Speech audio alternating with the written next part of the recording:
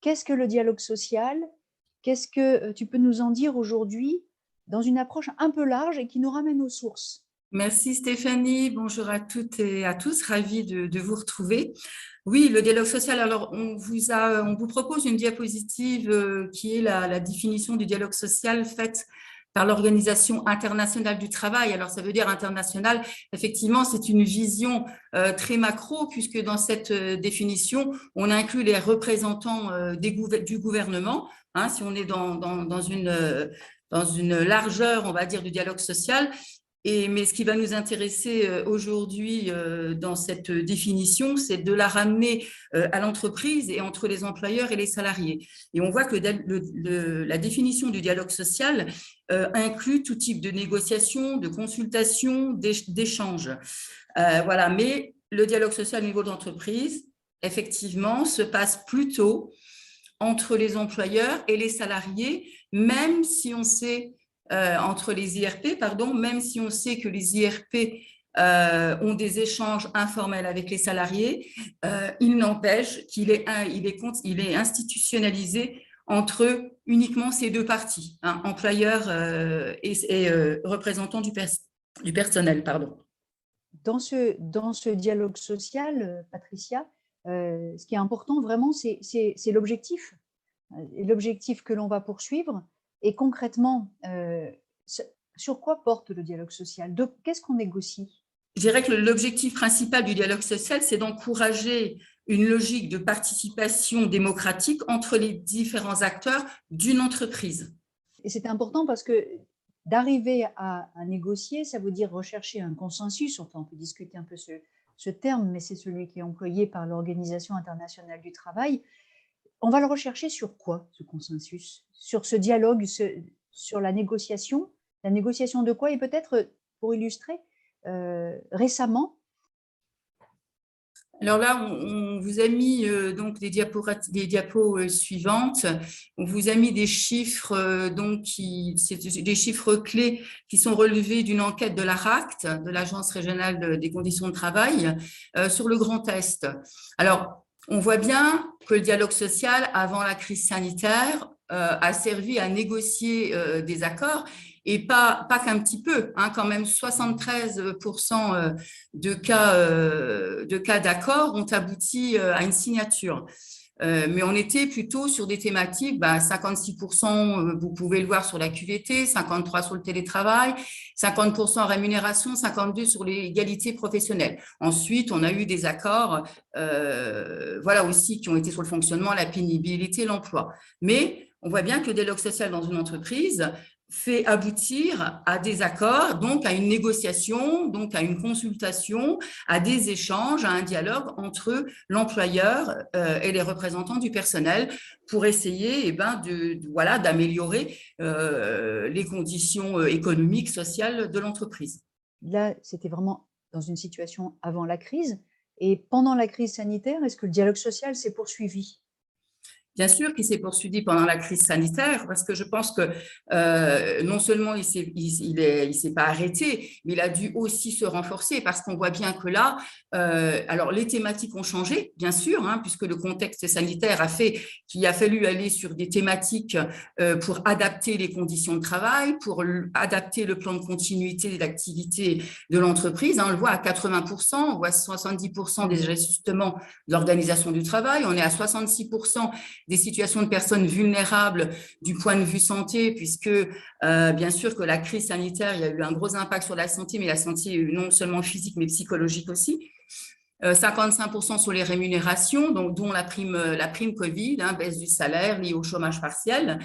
46% en réévaluation des risques professionnels, puisqu'il a fallu intégrer aussi ces risques au regard de la crise sanitaire dans le document unique des risques professionnels.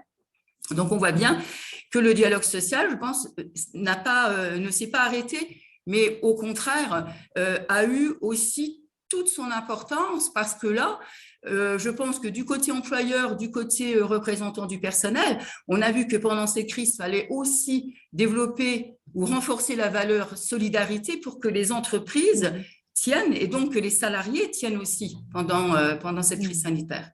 Le dialogue social s'est vraiment positionné au cœur des préoccupations des représentants du personnel, des employeurs, mais aussi des salariés, si je comprends bien. Bien sûr, des salariés aussi, mais si on regarde, c'est marqué sur la diapositive, si on regarde le profil des répondants, on est à 80% des personnes interrogées sont représentants du personnel et 26% des représentants employeurs. Mais ce qui ne veut pas dire que les salariés n'ont pas été interrogés, mais on est plutôt resté avec les salariés sur du dialogue social, la concertation informelle. J'observe aussi que nous avons eu des négociations de dialogue social plus au niveau national. Est-ce que vous pouvez nous en dire un petit peu plus? Oui, puisque pendant la crise sanitaire, on a des accords nationaux sur le télétravail, donc qu'on a décliné sur la santé au travail, qu'il a fallu décliner aussi dans les entreprises. Donc, on était sur des accords, on va dire, un peu plus réglementaires.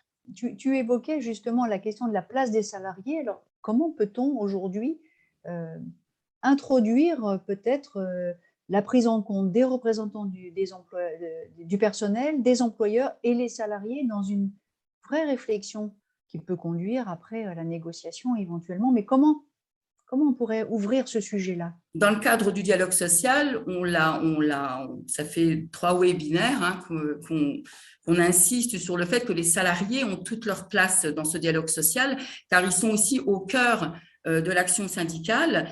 Mais comme on le disait, cela reste très souvent informel. Je pense qu'ici, l'ambition que nous développons, c'est de formaliser cette parole des salariés en les intégrant dans un processus de discussion sur le travail, bien sécurisé, cadré, pour favoriser le dialogue sur le travail et l'action concrète ensuite. Ce qui revient aux espaces de discussion, effectivement, c'est qu'avec des espaces de discussion, c'est ce qui rentre dans le processus du dialogue social et qui formalise la parole des salariés. Et là, on est plutôt en triptyque, on va dire, entre les représentants du personnel se nourrissent de la parole des salariés, les représentants du personnel négocient l'accord avec l'employeur, mais on va être sur un accord qui va être au plus près du terrain, au plus près des préoccupations des salariés et de l'entreprise. Et on contextualise quelque part. Ça veut dire que oui, on est vraiment au plus près des salariés et de ce qu'ils souhaitent. Derrière le dialogue social, plusieurs mots sont régulièrement employés, mais savons-nous toujours bien les définir? Je voudrais me tourner ici vers Jeanne. Jeanne, pour nous présenter un petit peu cette question des mots qui gravitent autour du dialogue social. Il faut dire tout d'abord, pas de dialogue social sans respect du droit d'expression. Le droit d'expression, voilà comment le définit le Code du travail. Les salariés bénéficient d'un droit à l'expression directe et collective sur le contenu, les conditions d'exercice et l'organisation de leur travail. Le droit d'expression est vraiment un droit fondamental comme la liberté syndicale et la négociation collective. Le dialogue social, on va le redire plusieurs fois, peut revêtir plusieurs formes. L'information d'abord. L'OIT parle d'un simple échange d'informations entre les représentants des employeurs et le représentant des travailleurs. Rappelons ici que l'employeur a l'obligation d'information. Par exemple, il est tenu de transmettre le bilan social annuel, dont l'analyse des données peut être utile pour mettre en évidence des points saillants afin de préparer des négociations des NAO ou des négociations sur les salaires. Une autre forme de dialogue social, eh bien, c'est la consultation. La consultation, c'est tout simplement le fait de prendre avis auprès des salariés, des représentants syndicaux, afin de connaître leur opinion. Cet avis va être utilisé ou non, il va infléchir ou non une proposition, et ce sera l'employeur qui va ensuite prendre la décision seul. Parlons maintenant de la concertation. La concertation, c'est un échange entre les différents interlocuteurs en vue d'élaborer une position commune. Il s'agit de trouver une solution à un problème. À ce moment-là, les interlocuteurs peuvent participer activement à la prise de décision. Et enfin, la pièce maîtresse qu'on a déjà évoquée, c'est la négociation. La négociation implique la confrontation des différents points de vue et les différents intérêts qui, bien sûr, dans un premier temps, sont divergents. Donc la négociation doit satisfaire les besoins de chacune des parties autour de la table. Elle a pour but de définir des règles collectives. Il va falloir se mettre d'accord collectivement pour prendre des décisions. Vous connaissez tous l'importance des stratégies, des tactiques, car le pouvoir de chacun est en jeu. Il s'agit de résoudre un conflit, d'aborder un changement, de réguler une activité, avec la volonté d'aboutir à une stabilité économique et sociale de l'entreprise. Idéalement, la négociation a pour vocation d'aboutir à un accord. Tout ceci, tous ces processus sont cadrés par le réglementaire. Dans l'hypothèse où un accord a prévu de mettre en place un espace de discussion, qu'est-ce qui va se jouer à l'intérieur de cet espace de discussion? Il n'est aucunement question de négociation. Se pratique essentiellement la consultation et la concertation des salariés. Les salariés peuvent parler de leur travail réel et agir sur lui. Donc, dans ce dispositif, quand le dialogue et la discussion sont rendus possibles, peuvent émerger des propositions concrètes pour améliorer les conditions de travail. Il s'agit là de démocratie participative. Maintenant, pour conclure, on pourrait résumer les choses ainsi. Les espaces de discussion concernent les salariés, leur cœur de métier, le sens du travail réel, et les propositions issues de ces échanges peuvent enrichir l'action syndicale et enrichir par là même les propositions des représentants du personnel siégeant dans les instances où sont négociés les accords. Merci beaucoup Patricia, merci beaucoup Jeanne pour cette première étape qui nous permet de savoir de quoi on parle. Et je me tourne vers Rémi. Maintenant Rémi, je te passe la parole de nouveau pour approfondir ces dimensions avec nos partenaires. On a déjà le cadre et là maintenant nous allons regarder selon les missions que les différents partenaires peuvent avoir, la façon dont le dialogue social est perçu et la façon dont il peut être activé, dynamisé, mis en œuvre. En premier lieu, je vais présenter Madame Fidry, qui est directrice adjointe du travail, responsable de l'unité appui au contrôle à la DRETS Grand Est. Madame Fidry, d'abord, merci d'avoir de vous être libérée pour participer à ce webinaire. Et puis, la première question que je vais vous poser, c'est peut-être de vous présenter en quelques mots, parce que la DRETS, ça ne parle peut-être pas vraiment à beaucoup de monde. On vous connaissait plutôt sous d'anciens noms. Donc, je vous laisse présenter la DRETS. Bien, merci à vous pour cette invitation. Alors effectivement, l'acronyme a changé, le contour des missions a un petit peu bougé, mais pas dans ce que vous connaissiez avec la directe. Donc effectivement, depuis le 1er avril 2021, la direction régionale de l'économie, de l'emploi, du travail et des solidarités, donc la DRETS, a été créée et reprenant les missions des directs et des directions régionales de la cohésion sociale. Donc, qu'est-ce que ça change concrètement aujourd'hui? Au niveau régional, on a toujours, la DRETS reste toujours l'interlocuteur sur les champs de l'entreprise, de l'emploi, du développement des compétences, de l'accompagnement des mutations économiques, que ce soit la sauvegarde des entreprises, que ce soit la formation professionnelle, donc toutes ces missions, ces politiques publiques en direction de l'emploi et du développement des compétences restent gérées par la DRETS, ainsi que le développement économique. Toujours les mêmes missions sur le champ de travail, avec donc, tout ce qui est mise en œuvre des politiques du travail et de l'inspection du travail. Ce qui est nouveau, c'est donc la partie solidarité, puisque nous avons intégré donc, toutes les politiques de cohésion sociale, tout ce qui relève de la formation, de la certification des établissements des services sociaux, tout ce qui concerne l'aide et le logement d'urgence.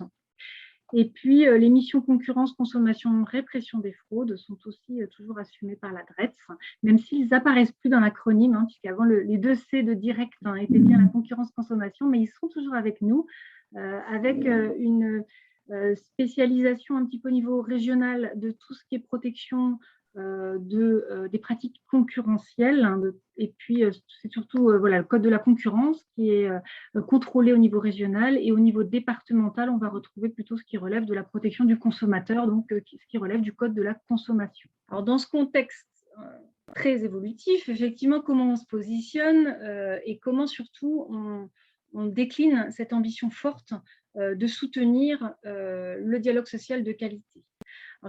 J'évoquerai rapidement les missions de l'inspecteur du travail, hein, qui intervient très peu dans le processus, sauf effectivement sur l'engagement des négociations collectives et sur la loyauté de celles-ci lorsque l'entreprise est assujettie, et qui peut même user de pouvoirs coercitifs, hein, puisqu'il dispose par la voie de l'amende administrative de possibilités de sanction de l'entreprise lorsqu'elle n'engage pas ou elle ne remplit pas ses obligations quant à la négociation sur les salaires effectifs ou sur l'égalité professionnelle entre les femmes et les hommes.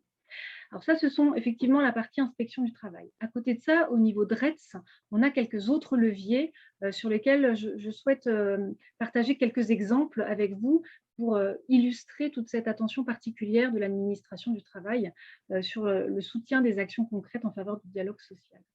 Alors on a, je vous en ai parlé rapidement, mais on axe beaucoup de moyens sur le développement de la qualité des négociations en matière d'égalité professionnelle. C'est vraiment un sujet, une priorité du ministère du Travail, sur lequel on attache une attention particulière, notamment dans l'aide et l'appui à l'état des lieux et au diagnostic.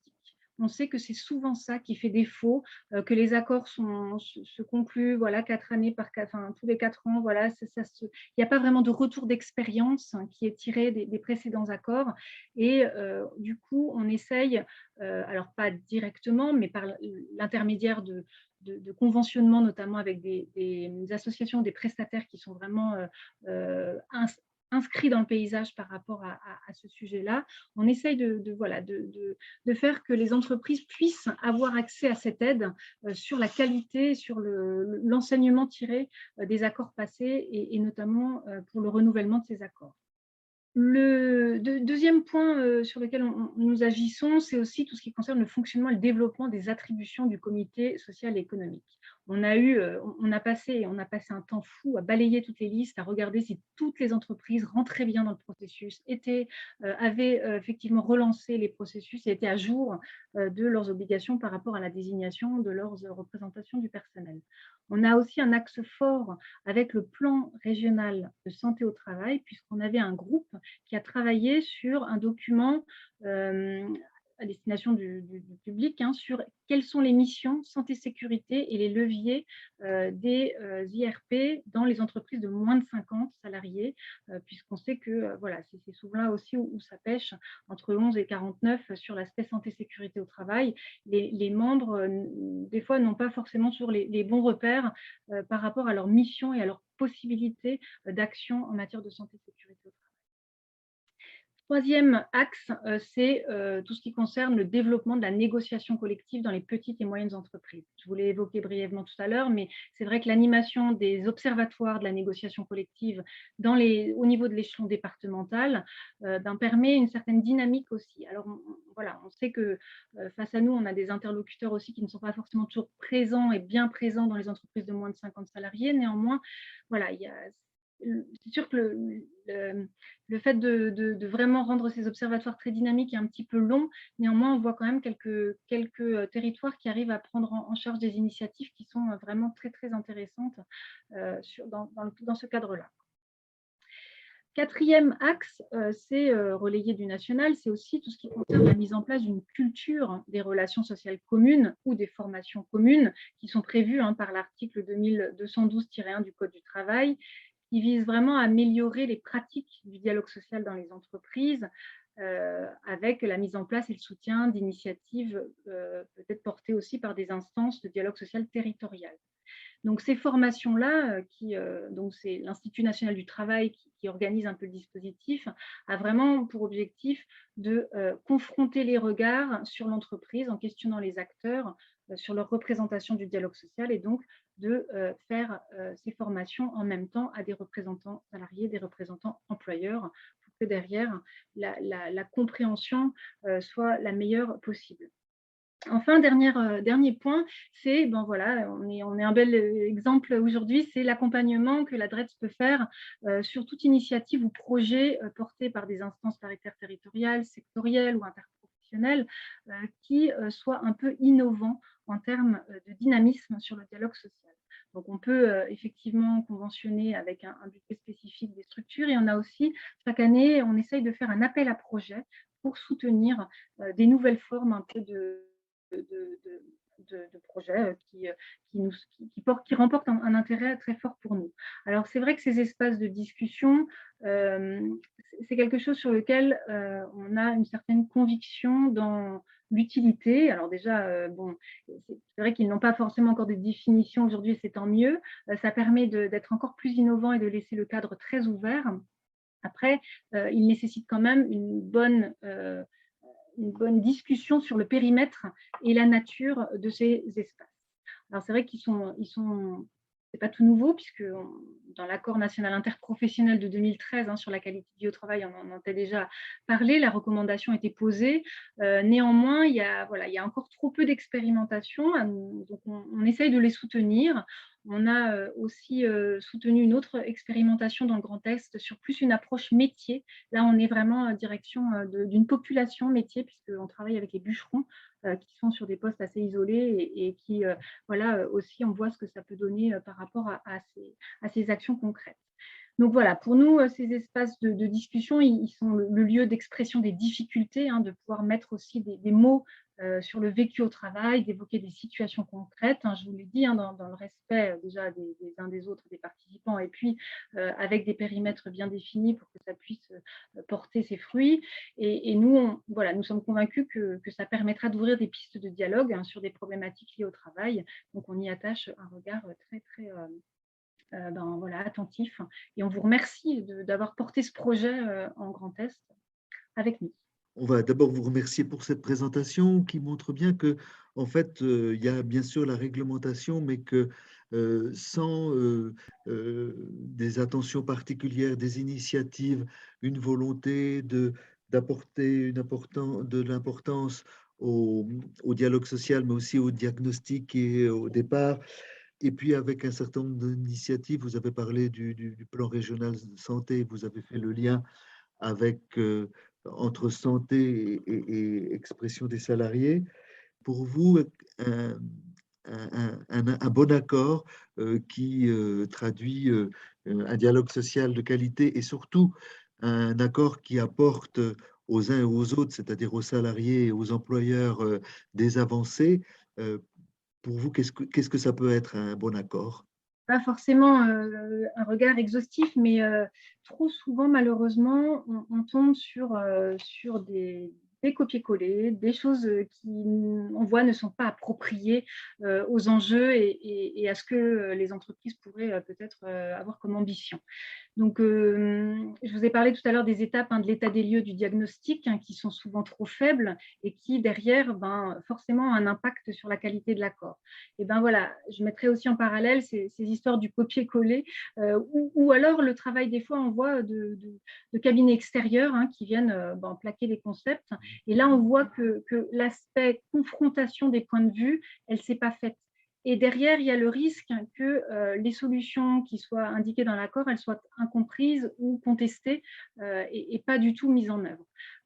Donc, il y a ces dimensions-là qui sont pour nous fondamentales pour éventuellement déceler effectivement si l'accord a vraiment fait est le fruit d'une confrontation de points de vue. Et puis derrière, je vous en ai parlé aussi tout à l'heure, pour nous, c'est le retour d'expérience des accords précédents. Pas la peine de remettre pour 4 ans quelque chose qui, on le sait, n'a pas fonctionné ou sur lequel on ne s'est pas donné des moyens pendant les 4 années précédentes. Donc voilà, enrichir avec on revient un petit peu sur la question de l'état des lieux du diagnostic, toujours, mais c'est vrai qu'enrichir tout ça donne un accord alors voilà, on ne qualifie pas les accords, mais en tout cas qui nous semble être porteur de belles choses, en tout cas de discussions et de points de vue partagés. Merci bien. Je vais donner la parole à Madame Méon.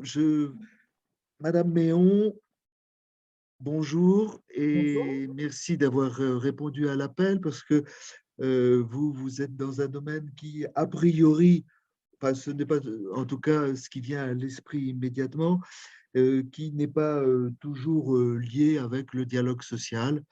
Vous êtes donc déléguée régionale adjointe à la délégation régionale de la GFIP Grand Est.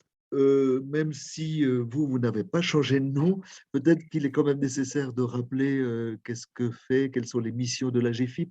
Bon, la GFIP, pour être simple, nous agissons en faveur de l'emploi des personnes en situation de handicap. Nous agissons pour les personnes en situation de handicap et pour les employeurs de droit privé. Notre but est de favoriser l'insertion, le maintien dans l'emploi et faciliter les évolutions professionnelles des personnes en situation de handicap. Pour être tout à fait exhaustif, vous avez un fonds équivalent pour les 3 fonctions publiques, qui est le FIPHFP, Fonds pour l'insertion professionnelle dans les 3 fonctions publiques. Notre mission, on va dire, tourne autour de 4 piliers. Le premier d'entre eux, c'est notre cœur de métier, c'est la compensation du handicap. La compensation du handicap, que ce soit en situation d'accès à l'emploi, de formation professionnelle ou de maintien dans l'emploi. C'est notre expertise. Pour ce faire, nous mettons en place des aides, des prestations et des services. Alors, d'où sont-ils financés? Par les contributions que versent les entreprises qui ne répondent pas à leur obligation d'emploi de 6% de travailleurs handicapés. Donc ces aides, ces prestations et ces services, et c'est important de le rappeler, sont à disposition de l'ensemble des personnes et des entreprises quelle que soit leur taille, qu'elles soient assujetties ou non à l'obligation d'emploi. Ce que certaines ne savent pas parce qu'elles ne sont pas forcément informées, outillées en interne sur cette question du handicap. Autre mission, c'est nous avons pour vocation d'agir pour une société plus inclusive. Alors, nous agissons auprès des entreprises pour qu'elles s'engagent par le biais d'une offre de services de conseils et d'accompagnement individualisé. On a mis également en place, on anime un réseau de référents handicap qui permet d'échanger sur les pratiques professionnelles, qui permet aussi d'expérimenter des choses. Il y a parfois un défaut d'information et d'outils de sensibilisation, donc on a un espace de ressources qui est dédié, ainsi qu'un espace de recrutement. Et nous avons également développé une offre de services à destination des acteurs de la formation pour rendre justement l'appareil formatif plus inclusif. Et quand on parle d'accessibilité, on ne parle pas uniquement de l'accessibilité des locaux, mais de l'accessibilité pédagogique, de l'accessibilité au sein du centre, dans la vie du centre. Et cette offre de service, alors ce n'est pas l'objet aujourd'hui, mais s'appelle la ressource handicap formation. C'est-à-dire que là encore, il y a une obligation de par le législateur de faire en sorte que les personnes en situation de handicap accèdent davantage à la formation comme tous les autres publics, formation ordinaire. Et là, on a beau le décréter, ça ne se fait pas sans appui, sans accompagnement. Et autre dernière mission, peut-être, donc aux côtés de nos partenaires en région, au premier rang desquels l'État, nous intervenons pour faire en sorte que les besoins des personnes en situation de handicap soient pris en compte dans les politiques publiques. Donc, ça va se définir au sein des instances de programmation de la formation, le bureau du CREFOP, le CROF, et puis des instances plus spécialisées, le plan régional d'insertion des travailleurs handicapés. En quoi la GFIP est concernée, en quoi le dialogue social peut améliorer l'insertion des travailleurs handicapés ou le maintien dans l'emploi, ou, pour faire rapide, les autres missions que vous avez citées? Quand on parle justement du dialogue social et du sujet du handicap, le handicap est un sujet transversal dans la politique de l'entreprise. Recruter, intégrer des personnes handicapées, soutenir leur évolution professionnelle, recourir au secteur protégé adopté, c'est l'ensemble en fait des axes structurants d'une politique handicap. Et cette politique emploi-handicap ne peut réussir que s'il y a une stratégie globale et cohérente mise en place. Et cette stratégie globale, elle ne peut se faire qu'avec l'ensemble des parties prenantes de l'entreprise.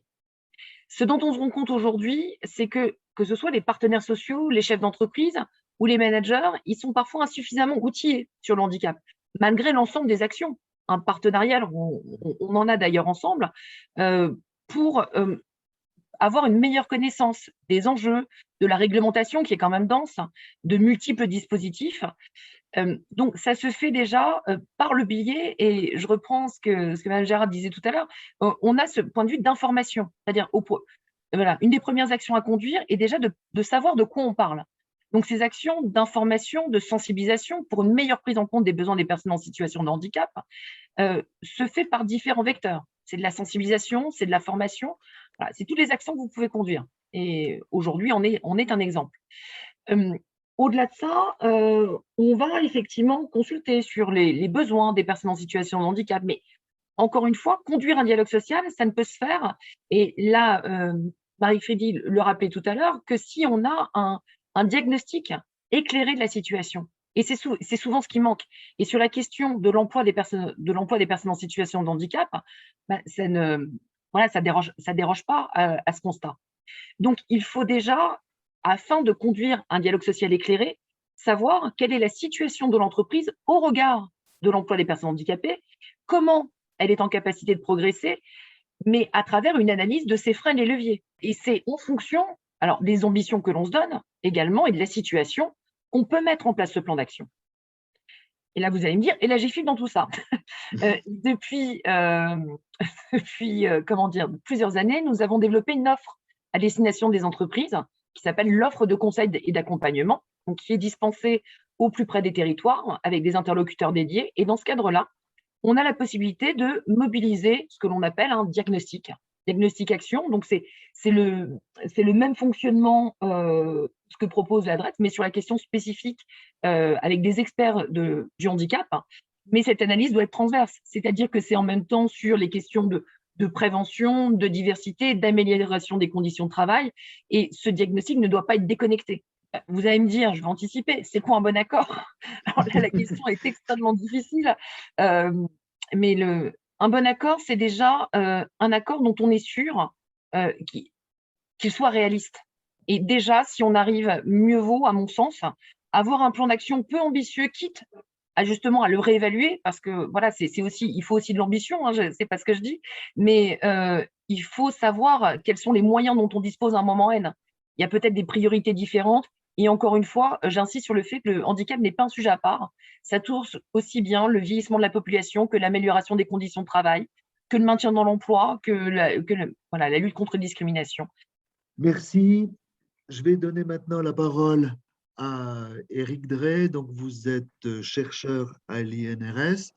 Je vais vous laisser nous préciser quelles sont les pistes de vos recherches.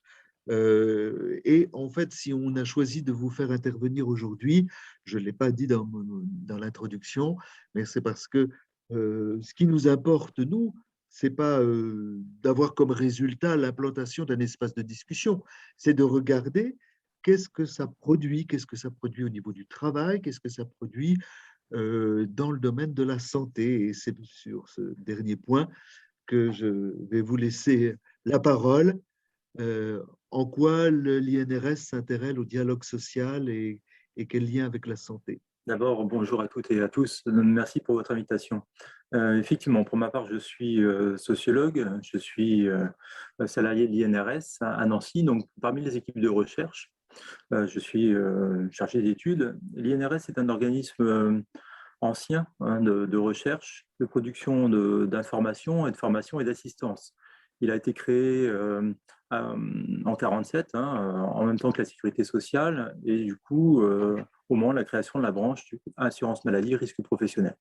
Donc, c'est un bureau d'études, enfin, ça a été considéré comme un bureau d'études pour soutenir les actions de prévention. Alors, pourquoi l'INRS, effectivement, est au service de la prévention en s'appuyant sur le dialogue social? J'ai envie de dire que c'est dans son ADN, c'est dans sa structure fondatrice, puisque l'INRS est un statut associatif et donc il est composé au niveau du bureau de toutes les organisations représentatives nationales les plus importantes, et avec en plus une responsabilité, une direction tournante entre représentation de salariés et représentants d'employeurs. Donc, c'est dans son ADN du point de vue de sa structure, de son statut associatif du coup paritaire, mais c'est aussi dans dans son positionnement finalement en appui de la branche assurance maladie risque professionnel, puisqu'on est en appui donc de la CNAM, mais en appui du ministère, en appui également donc, au-delà des entreprises, des services de santé, et dans les entreprises, des employeurs, de l'encadrement, des salariés, des élus, des représentants du personnel, etc. Donc, on est en fait dans cette production d'informations que l'on fait quotidiennement et dans le temps, on sert du coup les différents. Alors j'ai entendu parler la notion de partie prenante, on sert les différentes parties prenantes, puisqu'on peut dire ça comme ça aujourd'hui, on sert les différentes parties prenantes de l'entreprise. Voilà, donc ça c'est pour le positionnement. J'ai un petit schéma effectivement qui était dans qui est présenté, hein, vous l'avez montré, voilà, c'est ça. Et puis en complément, dans l'angle, vous voyez que il y a une brochure, hein, qui est représentée. C'est une brochure qui s'appelle « Valeurs essentielles et bonnes pratiques de prévention ». C'est une brochure éditée par l'INRS qui rappelle que la branche est assise sur 3 valeurs, la transparence, le respect de la personne et le dialogue social. Et donc, le dialogue social fait partie des 3 vertus de base et du coup valeurs de base pour le réseau. Donc, et dans ce cadre-là, hein, il y a une définition effectivement du dialogue social que je ne vais pas reprendre puisqu'elle a été rappelée tout à l'heure.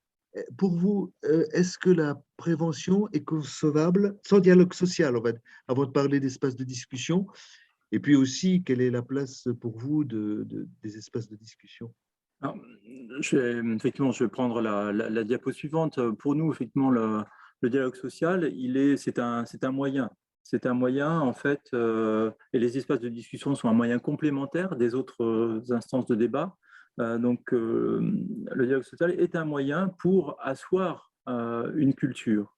J'ai entendu parler tout à l'heure, Marc Fidry, de culture des relations communes. Effectivement, pour nous, ce qui compte, c'est effectivement d'ancrer dans le temps une certaine habitude de l'échange d'informations par rapport à la santé et sécurité, et plus largement par rapport aux conditions de travail et plus largement par rapport à la vie de l'entreprise. Donc, c'est à ce propos qu'effectivement l'INRS a produit depuis le 3e plan national santé-travail de 2016-2020, qui prenait comme thème la culture de prévention, et c'est un thème effectivement intéressant, qui est dans une approche plutôt positive, plutôt proactive, en matière de santé et sécurité au travail, et plutôt inclusive, en mêlant santé, sécurité sur le même niveau.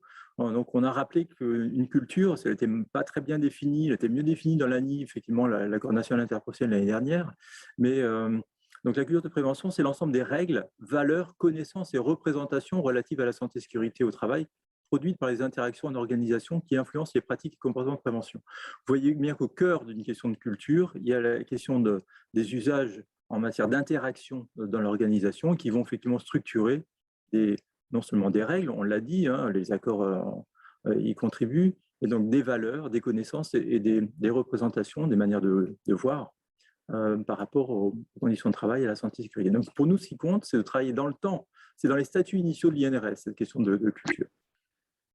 Pour rappeler effectivement cette discussion sur le travail que proposent les espaces de discussion, je reprendrai pour la santé et sécurité l'image des ergonomes qu'ils utilisent souvent en disant la santé et la sécurité, c'est finalement l'addition d'une sécurité réglée au départ, organisée, et puis à laquelle s'ajoute une sécurité gérée qui est en fait la capacité par les équipes en situation de compléter aux besoins effectivement les dispositifs de santé et de sécurité. En fait, cette sécurité réglée plus sécurité gérée est jamais complète, et jamais complète. Et le défi, c'est justement cette incomplétude.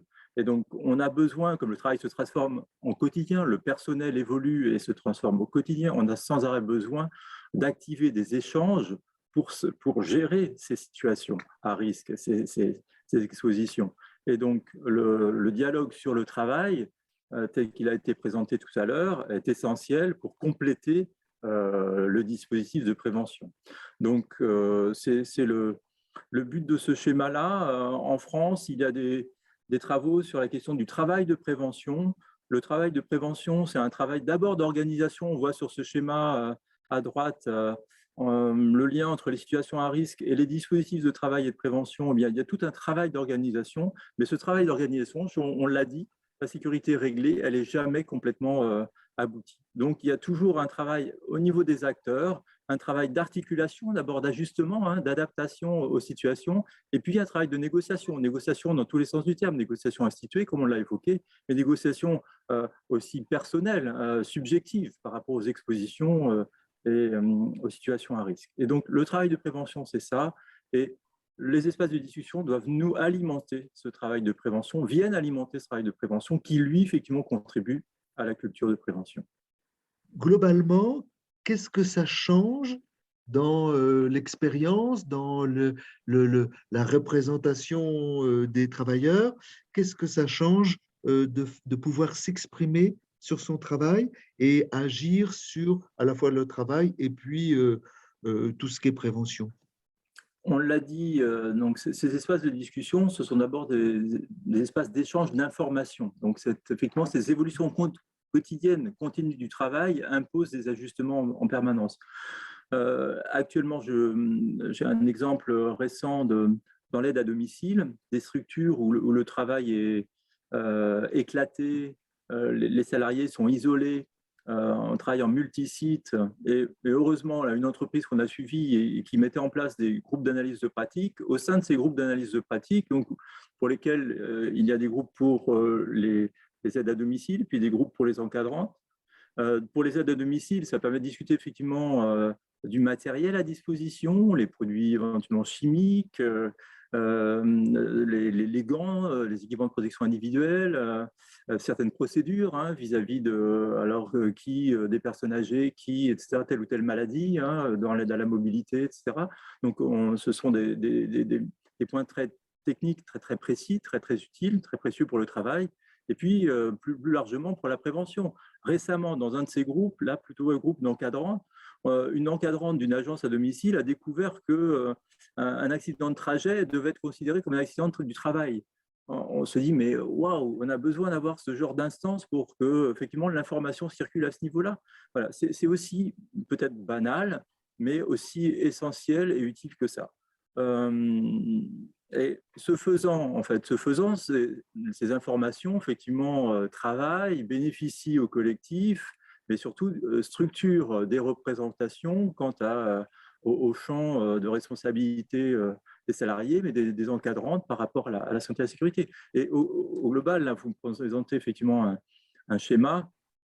L'idée, c'est d'une transformation des individus et des collectifs en termes d'apprentissage, où les process de travail et leurs incertitudes, ces ajustements continus, déclenchent un travail à la fois cognitif, mais aussi émotionnel, et transforment du coup les individus, et ça modifie effectivement les acteurs, les collectifs et les règles de travail. Et ça, c'est une boucle continue, évidemment, qui s'observe tant pour la santé et la sécurité que pour tous les autres domaines de la vie de l'entreprise. Je vais donner la parole à Dominique qui va revenir vers nous sur on fait comment.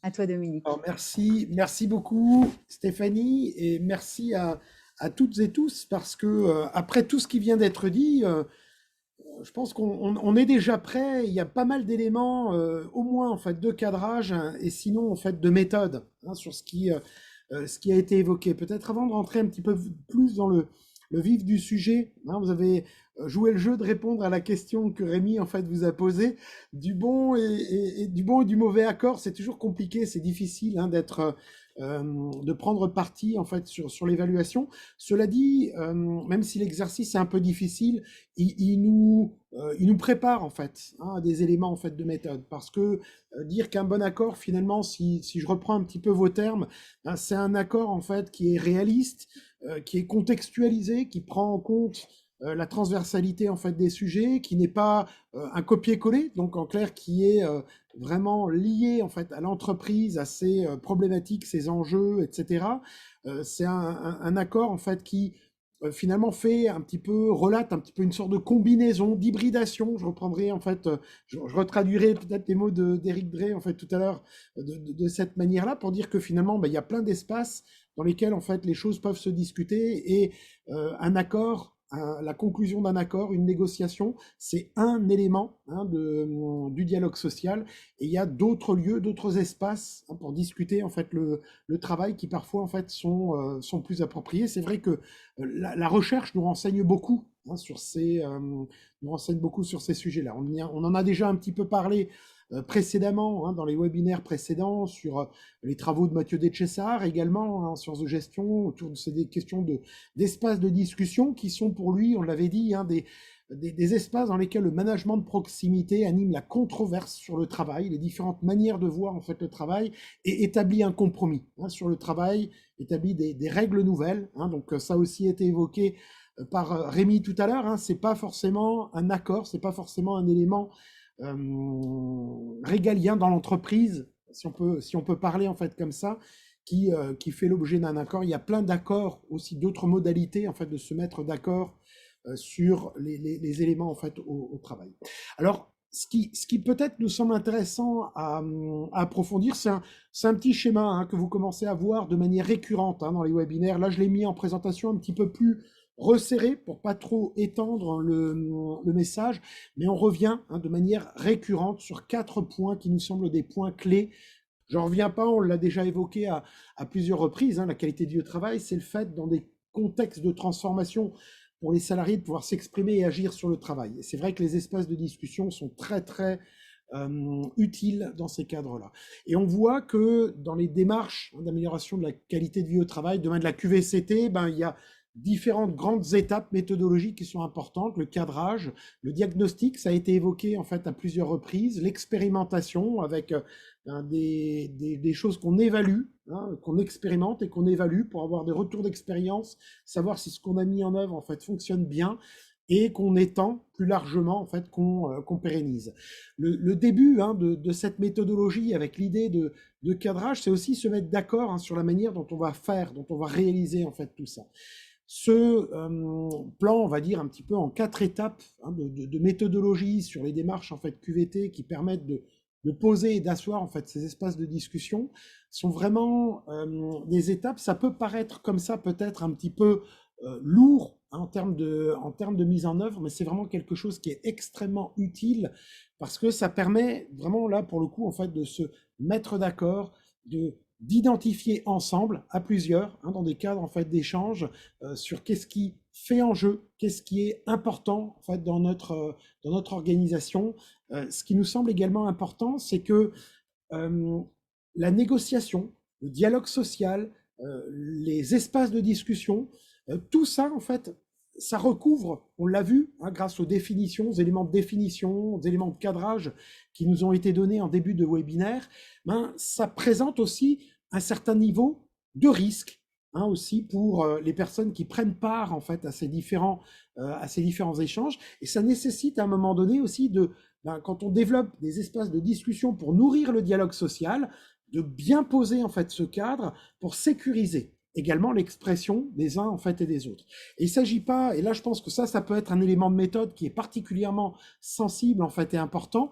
Tout le monde ne fait pas tout et n'importe quoi et n'importe comment et à n'importe quel endroit et à n'importe quelle fin. Donc les expériences qu'on est en train de mener actuellement en fait dans le réseau Anactaract sur cette question des espaces de discussion nous invitent vraiment à structurer, et là je vous donne un exemple de structuration en fait d'espace de discussion. Ça peut nous inviter en fait collectivement et à des échanges et à des réflexions pour mettre en place des méthodes qui soient adaptées. L'idée de ce schéma-là, de manière un peu systémique, c'est de dire quand on discute en fait du travail, et on peut vraiment discuter, controverser en fait sur le travail, ces controverses, ça doit permettre en fait d'opérer des régulations au niveau en fait du travail. Et puis ces régulations, elles peuvent on va dire rester localisées en fait au niveau de ce groupe de travail, au niveau de ce corps de métier, de cette unité en fait de travail.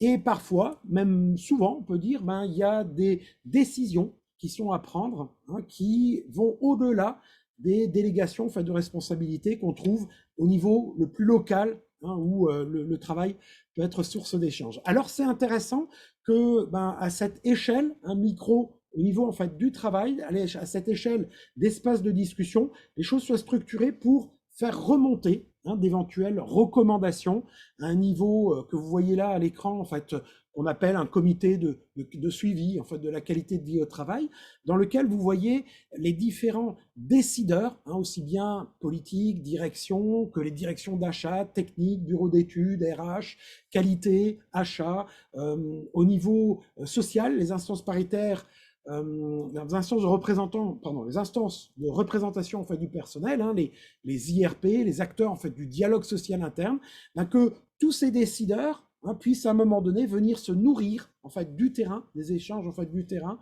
et nourrir en fait, leurs décisions, qui peuvent aussi bien être des décisions d'achat, on va dire sur la partie un petit peu plus à droite et au centre, mais aussi au niveau de la négociation. C'est-à-dire que sortir d'une approche où on ne sait pas trop comment aborder, comment appréhender les sujets de négociation, et à partir de ce qui remonte en fait du terrain, contextualiser et venir nourrir le dialogue social des instances représentatives du personnel pour élaborer en fait des accords qui soient contextualisés, et bien tout ça, ça sécurise l'ensemble en fait de ces espaces de discussion, parce que chacun fait bien entre guillemets son métier et bien en fait à sa place, et pour autant on crée des réseaux de circulation en fait d'échange et de circulation de l'information pour nourrir en fait ces décisions. Et tout ça, ça aboutit avec des espaces de discussion sur le travail, des espaces où on vient nourrir en fait les décisions, des espaces en fait où on décide, et finalement des équilibres nouveaux en termes d'accords dans les entreprises, de gestion en fait de projets de manière plus opérationnelle, qui soient équilibrés. On va pas entrer là plus loin, Stéphanie, en fait, dans le détail, parce que, comme tu l'as rappelé en fait tout à l'heure, il y a des ateliers qui suivront, qui viseront vraiment à essayer d'opérationnaliser tout ça dans des contextes précis d'entreprise. En tout cas, bravo pour l'ensemble de nos participants, c'était d'une très grande richesse. Merci beaucoup.